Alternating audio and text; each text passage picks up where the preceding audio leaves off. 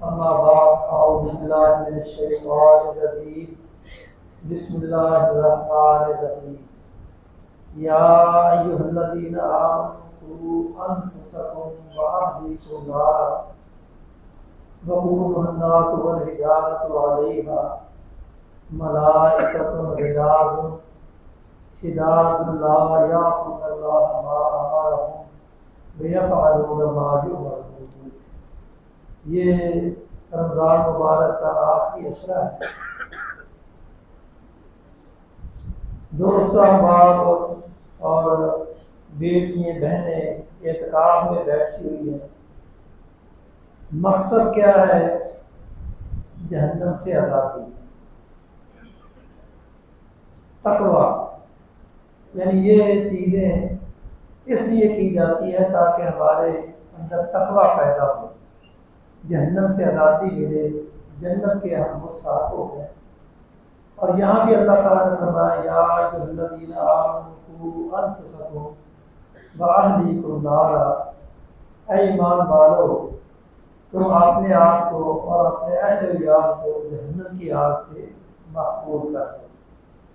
کیوں؟ اس لیے کہ جہنم کی آگ بہت سخت ہے، یہ بہت تکلیف دہ جیل خانہ ہے۔ دنیا کے بھی جیل خانے ہیں، لیکن دنیا کے جیل خانے اس جیل خانے کا مقابلہ نہیں کر سکتے۔ دنیا کے بڑے بڑے حکومت خانے ہیں، لیکن اس حکومت خانے کا وہ مقابلہ نہیں کر سکتے۔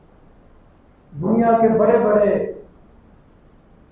ٹارچر سیل ہیں جہاں طرح طرح کے ظلم کیے جاتے ہیں، ان کو لوگوں کو تکلیفیں دی جاتی ہیں، لیکن یہ ایسا ٹارچر سیل ہے کہ یہ دنیا کے جتنے بھی تکلیف دہ مناظر ہیں وہ اس کا مقابلہ نہیں کر سکتے۔ اللہ تعالیٰ نے اس کا نقشہ اس طرح کھینچا ہے کہ وہ ایسا جیل خانہ ہے، یا ایھا الناس اتقوا ربکم ان زلزلۃ الساعۃ شیء عظیم یوم ترونها تذهل كل مرضعۃ عما ارضعت وتضع كل ذات حمل حملها وترى الناس سکارى۔ یعنی وہ ایسا جیل خانہ ہے کہ جہاں جاتے ہی لوگ اپنے ہوش و حواس کھو بیٹھیں گے۔ انها ساعۃ مستقرا ومقاما۔ اور کہیں اللہ تعالیٰ فرماتے ہیں انها ترمی بشرر کالقصر کأنه جمالات صفر۔ اور کہیں فرماتے ہیں کلا انها لظیٰ نزاعۃ للشویٰ تدعو من ادبر وتولیٰ۔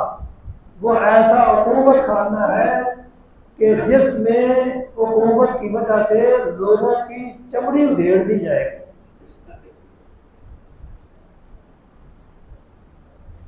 اور اللہ تعالیٰ فرماتے ہیں نار اللہ الموقدہ التی تطلع علی الافئدہ انها علیہم موصدہ فی عامد ممددہ۔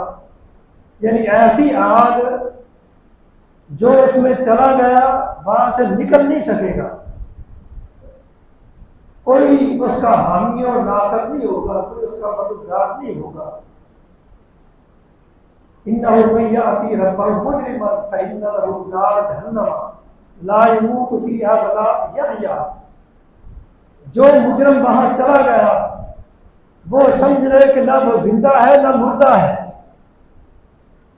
اور وہ جہنم ایسا حکومت خانہ ہے۔ اور پھر مجرموں کو کس طرح اس پہ پھینکا جائے گا؟ اذ الاغلال فی اعناقہم والسلاسل یسحبون فی الحمیم ثم فی النار یسجرون۔ اور کہیں اللہ تعالیٰ فرماتے ہیں وَأَمَّا مَنْ أُوتِیَ کِتَابَهُ بِشِمَالِهِ فَيَقُولُ يَا لَيْتَنِی لَمْ أُوتَ کِتَابِیَهْ وَلَمْ أَدْرِ مَا حِسَابِیَهْ یَا لَیتَهَا کَانَتِ الْقَاضِیَةَ مَا أَغْنَىٰ عَنِّی مَالِیَهْ هَلَكَ عَنِّی سُلْطَانِیَهْ خُذُوهُ فَغُلُّوهُ ثُمَّ الْجَحِیمَ صَلُّوهُ۔ اللہ تعالیٰ فرماتے ہیں کہ جب مجرموں کا نامہ اعمال ان کے بائیں ہاتھ میں پکڑایا جائے گا تو اس وقت وہ پچھتائے گا، واہ ویلا کرے گا، یا لیتنی لم اوتا کتابیہ، ولا مدری ما حسابیہ، مجھے پتہ ہی نہیں چلتا میرا حساب و کتاب کیا ہے، یا لیتہا کانت القاضیہ، کاش کے موت جو ہے فیصلہ کن ہوتی، دوبارہ زندہ ہی نہ کیا جاتا۔ ما اغنی عنی مالیہ، دنیا میں مالدار تھا، اپنے مال سے بڑے کام نکال لیتا تھا، لیکن آج میرا کام مال بھی میرے کام نہیں آیا۔ ہلاک عنی سلطانیہ، میری طاقت اور میری حکومت، میرا تسلط کسی کام نہیں آیا۔ ابھی وہ یہ باتیں کر رہا ہوگا، اللہ کی طرف سے اعلان ہوگا، اے میرے فرشتوں اس ظالم کو پکڑو، خذوہ فغلوہ ثم الجحیم صلوہ ثم فی سلسلۃ ذرعها 70 ذراعا فاسلکوہ انہ کان لا یؤمن باللہ العظیم، کہ ظالم کو پکڑو، زنجیروں میں جکڑ کے گھسیٹتے ہوئے اسے جہنم میں پھینک دو، اور اس کو جیل خانے میں لے جاؤ، حکومت خانے میں لے جاؤ، ٹارچر سیل میں لے جاؤ۔ کیوں؟ انہ کان لا یؤمن باللہ العظیم ولا یحض علی طعام المسکین، یہ اللہ پر ایمان نہیں لاتا تھا، کبھی اس نے یتیموں کا مسکینوں کا خیال نہیں کیا تھا۔ فلیس لہ اليوم ہاہنا حمیم، آج اس کا کوئی دوست اور حامی ناصر نہیں۔ تو بھائیو، یہ وہ جیل خانہ ہے جس سے بچانے کے لیے ہمیں رسول اللہ صلی اللہ علیہ وسلم نے اور اللہ تعالیٰ نے ترغیب دی ہے، اور اللہ تعالیٰ فرماتے ہیں فمن زحزح عن النار وادخل الجنہ فقد فاز، کامیاب وہ ہے جو قیامت کے جیل خانے سے بچ گیا، جو جہنم کی آگ سے بچ گیا اور جنت میں داخل ہو گیا، وہ کامیاب ہے۔ اور رسول اللہ صلی اللہ علیہ وسلم نے فرمایا بدبخت ہے وہ شخص جس کی زندگی میں رمضان آیا، لیکن وہ رمضان میں اپنے اعمال کو درست کر کے، اپنی اصلاح کر کے، وہ اپنے آپ کو جنت میں داخل نہ کر سکا، جہنم میں چلا گیا، اس سے بڑا بدبخت انسان ہے ہی کوئی نہیں۔ کیوں؟ اس لیے کہ اللہ تعالیٰ نے رمضان کا مہینہ یہ فرض اس لیے کیا ہے تاکہ میرے بندے اس میں اپنی اصلاح کر کے وہ جہنم سے بچ کے اپنے آپ کو جہنم سے بچا کے جنت میں لے جائے، اور یہ موقع اللہ نے دیا ہے۔ اور وہ موقع کیا ہے؟ رسول اللہ صلی اللہ علیہ وسلم فرمایا اتقوا النار ولو بشق تمر، جہنم کی آگ سے بچ جاؤ اگرچہ تمہیں کھجور کا ایک ٹکڑا دے کے بچنا پڑے۔ یا ایھا الذین آمنوا انفقوا مما رزقناکم من قبل ان یأتی یوم لا بیع فیہ ولا خلۃ ولا شفاعۃ والکافرون ھم الظالمون، اے لوگو وہ وقت آنے سے پہلے پہلے جو میں نے تمہیں مال دیا ہے اس مال میں سے میرے راستے میں خرچ کرو۔ وآتوا من مال اللہ الذی آتاکم، وہ مال جو اللہ نے تمہیں دیا ہے اس مال میں سے غریبوں پہ، دینی اداروں پہ، اپنے غریب رشتہ داروں پہ خرچ کرو، اور وہ خرچ کر کے یہ خرچ کرنا تمہیں جہنم کی آگ سے بچا لے گا۔ اور پھر رسول اللہ صلی اللہ علیہ وسلم نے فرمایا کہ اے امت، میری امت کے لوگوں، اضمنوا لی ستا من انفسکم، 6 چیزوں کی ضمانت تم دے دو، اضمن لکم الجنہ، جنت کی ضمانت میں تمہیں دیتا ہوں۔ کیوں جی؟ یہ سودا سستا ہے کہ مہنگا ہے؟ 6 چیزوں پہ عمل کرنا کوئی مشکل ہے؟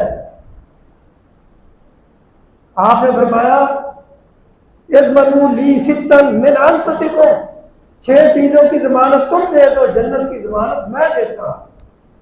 اور وہ 6 چیزیں کون سی ہیں؟ آپ فرمایا اصدقوا اذا حدثتم، جب بات کرو تو سچ بولو۔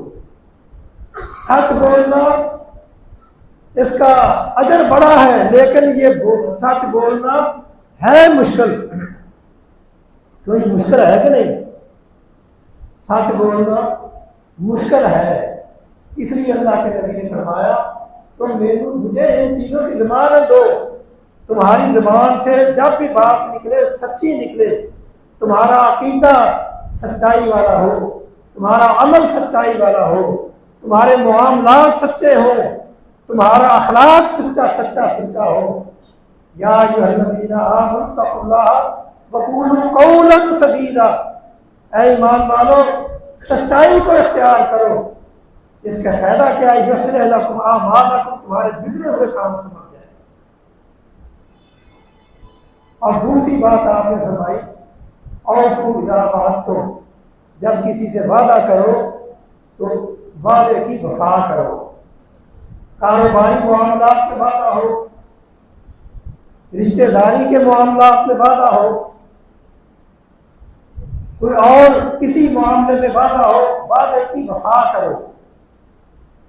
وعدوا اذا اؤتمنتم، تیسری بات یہ ہے جب تمہارے پاس کوئی امانت رکھی جائے تو اس میں خیانت نہ کرو، اس امانت کو ادا کرو۔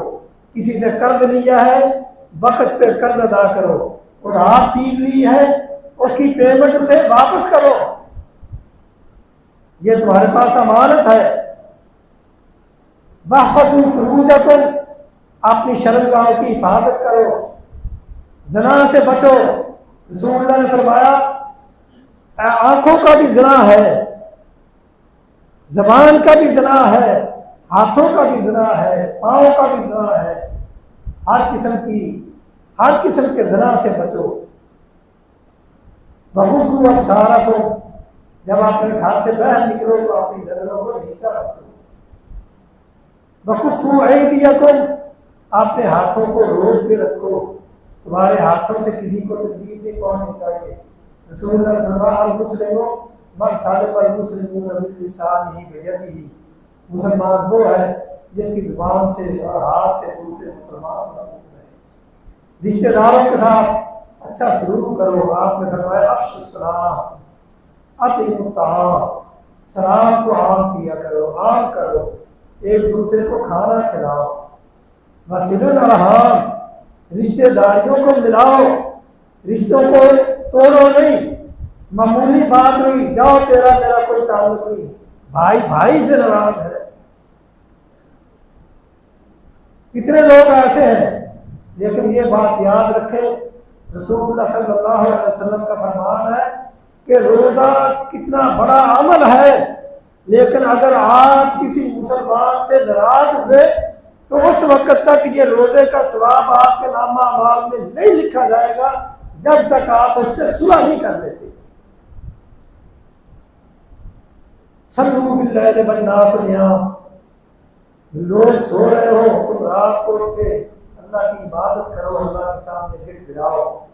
یہ اعتکاف اسی لیے ہے کہ راتوں کو علیحدگی میں اپنے رب کو مناؤ، اپنے رب کے سامنے گڑ گڑاؤ اور اپنی اصلاح کرو، اپنے رب سے اپنے گناہوں کی معافی مانگو۔